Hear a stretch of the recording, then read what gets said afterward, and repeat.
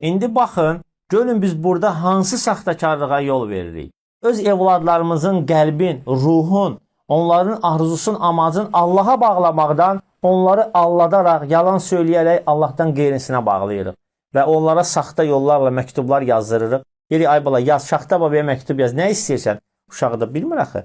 Yazır ki, Şaxta baba falan falan, mən səndən konstruktor istəyirəm, misal üçün. Və yaxud da hər hansı bir oyuncağı istəyirəm. Sonra da uşağın valideynindən pul alırlar və yaxud da valideyn özü gedir gizlincə alır, hər hansı bir verir və gətirir. Sonra da uşağı gətirib otururlar həmin o saqqallı Şaxta babanın qucağında və o da oyuncağı verir və neynir? Artıq qəlbində ona qarşı bir ülfət və sevgi yaradır. Amma Peyğəmbərin sünnəsini tətbiq eləyən saqqal görəndə isə onu az qalır topa qoyaq ataq.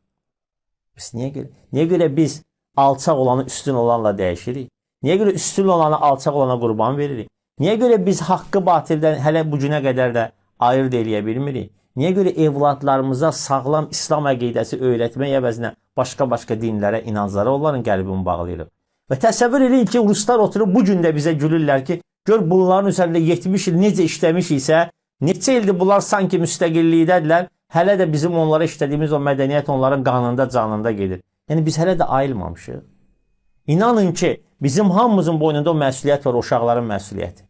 Onları biz ayıltmaqdan, tərbiyə eləməkdən, doğru düzgün islah eləməkdən ki, sabahsı gün biz onların əlinə silah verəndə ki, gedin bununla erməni ilə vuruşun və onlar artıq bilsinlər ki, erməni onun düşmənləridir. Sonra biz evladlarımıza necə aşılayacağıq ki, bunlar bizim ölkəmizin, xalqın, devlətimizin düşmənləridir.